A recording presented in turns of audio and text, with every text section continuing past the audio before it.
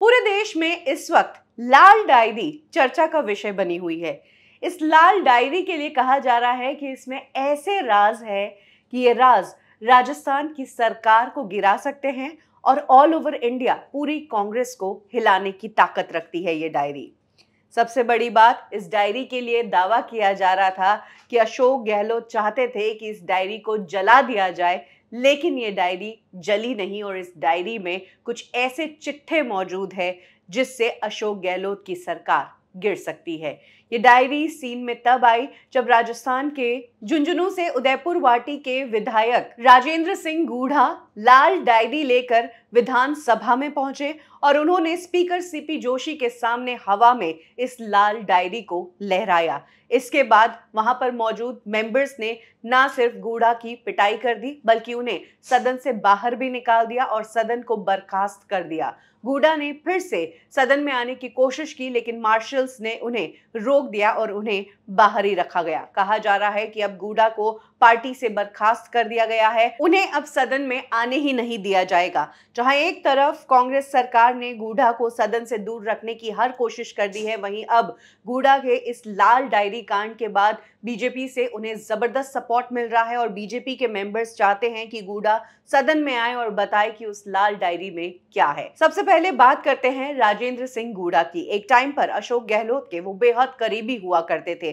अशोक गहलोत ने गूढ़ा का नाम लेते हुए ये तक कहा था कि मैं आज पॉलिटिक्स में जहां तक पहुंचा हूं उसमें गूढ़ा का काफी सपोर्ट रहा है। जब रिश्ता अशोक गहलोत के साथ गूढ़ा का इस तरह का था, तो आज ऐसा क्या हुआ कि गूढ़ा इस लाल डायरी से अशोक गहलोत के चिट्ठे खोलने का दावा कर रहे हैं। आखिर अगर इस लाल डायरी में इतनी कॉन्फिडेंशियल चीजें हैं कि कांग्रेस पार्टी को हिला सकती है, तो ये डायरी गूढ़ा के पास आई कैसे?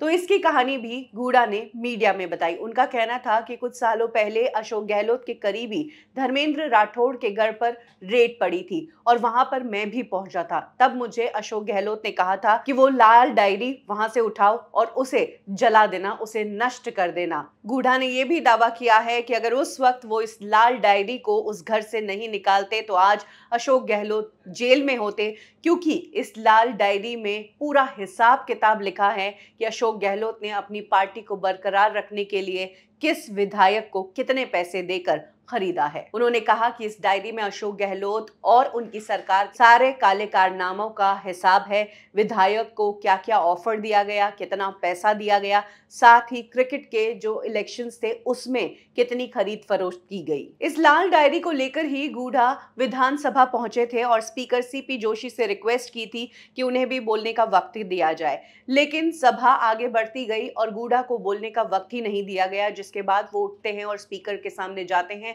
और लाल डायरी को लहरा देते हैं। इसके बाद गूढ़ा को सपोर्ट मिलता है बीजेपी का और वहां पर प्रेशर करती है बीजेपी की डायरी में क्या है ये बोला जाए, इस डायरी को खोला जाए और डायरी पर डिस्कशन हो। तभी कांग्रेस के जो मेंबर्स हैं वो गूढ़ा पर अटैक करते हैं, उनके साथ मारपीट करते हैं और लाल डायरी को फाड़ देते हैं। लेकिन गूढ़ा का कहना है कि अंदर 25-30 जिन मेंबर्स ने उन पर अटैक किया उनके पास डायरी का आधा हिस्सा ही है, डायरी का बाकी हिस्सा उनके पास है जिसमें अभी भी काले चिट्ठे मौजूद है। ये सबूत काफी है अशोक गहलोत की सरकार को गिराने के लिए। लाल डायरी का फटना, गूढ़ा को पार्टी से बर्खास्त करना, सदन में नहीं घुसने देना, जहां विपक्ष इन सारी बातों पर सवाल खड़ा कर रहा है कि आखिर कांग्रेस सरकार या अशोक गहलोत की सरकार क्यों डर गई इस लाल डायरी से, वहीं देश भर में इस लाल डायरी की चर्चा गर्म हो गई और लोग अब जानना चाहते हैं कि क्या वाकई इस लाल डायरी के खुलने से अशोक गहलोत की सरकार एक्सपोज होगी।